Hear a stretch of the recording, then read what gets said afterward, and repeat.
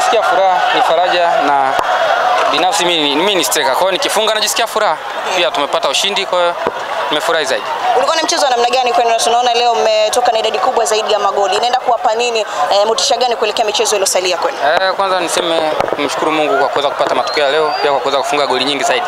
Na ushindi huu unaweza kutupa nguvu kuelekea mchezo wetu wa Kagera Sugar. Naamini kwamba mchezo wa Kagera Sugar utakuwa mkubwa, utakuwa ni mgumu zaidi ya ambao tumecheza leo.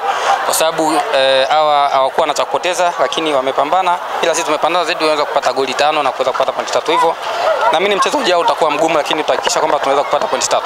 Bao lako limewainua mashabiki wa Simba kwa hisia kubwa sana na kuimba Kibu wetu amerudi. Pengine labda wategemee utakuwa muendelezo kwa mechi hizo baki, maana ndio mechi ambazo wanasema za kwako mara zote zinakuwa.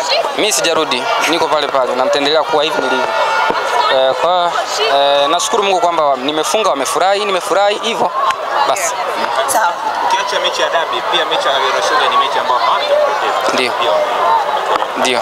Tegemea ushindani zaidi hapo, kwa sababu wao pengine maandalizi yalikuwa sio makubwa kama Kagera Sugar. Kama nilivyotangulia kusema kwamba hizi timu zote mbili ambazo tunacheza nazo Ken Gold hawakuwa na cha kupoteza. Wamecheza vizuri, lakini ndio hivyo tumeweza kudominate mechi mwanzo mpaka mwisho, tumepata ushindi.